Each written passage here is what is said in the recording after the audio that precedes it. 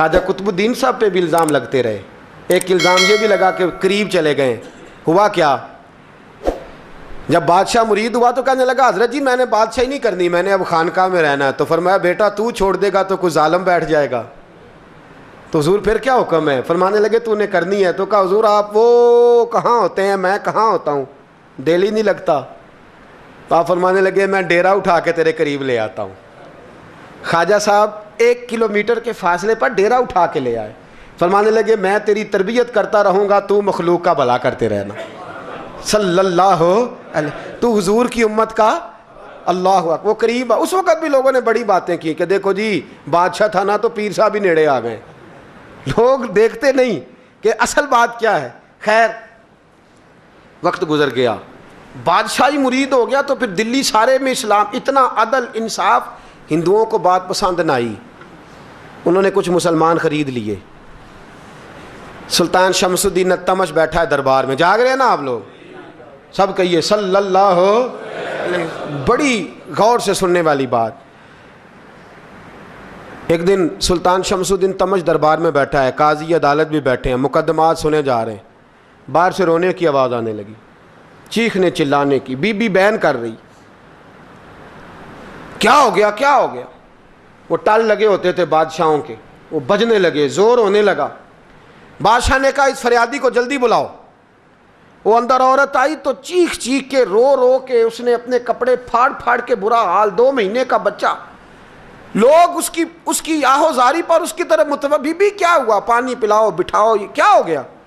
کہنے لگی لٹ گئی, عزت برباد ہو گئی, تباہ کر دی گئی. میں کیا ہوا؟ کہنے لگی بادشاہ ایک شخص میرا غیر شرعی خامند بنا, پھر مجھے حمل ہوا, پھر میری گود میں یہ بچہ ہے 2 مہینے کا. اب گئی ہوں تو وہ کہتا ہے کہ میرا تو تیرے سے تعلق ہی کوئی نہیں. بادشاہ کہنے لگے یہ سلطان شمس الدین تمش کی جگہ ہے, اور میں نے رسول اللہ صلی اللہ علیہ وسلم کے دین کے مطابق حکومت استوار کی ہے. کون ہے جو تیرے ساتھ؟ ابھی گردن نہ کاٹ دوں گا, بات کر کون ہے. کہنے لگی تو کچھ بھی نہیں کرے گا, کوئی کچھ نہیں کر سکتا. لوگ کلمے چھوڑ کے بیٹھ گئے, توجہ ادھر ہو گئی. پراپوگنڈے بڑا اثر کرتے ہیں معاشرے پہ. رنگ ایسا عجیب ہے, انداز ایسا عجیب ہے.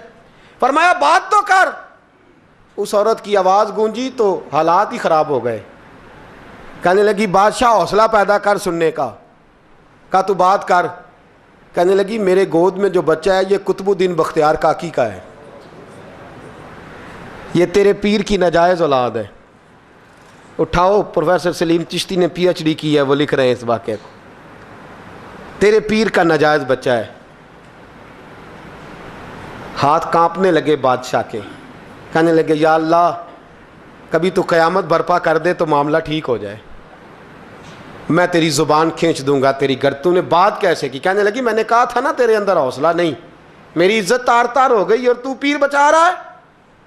اللہ اکبر.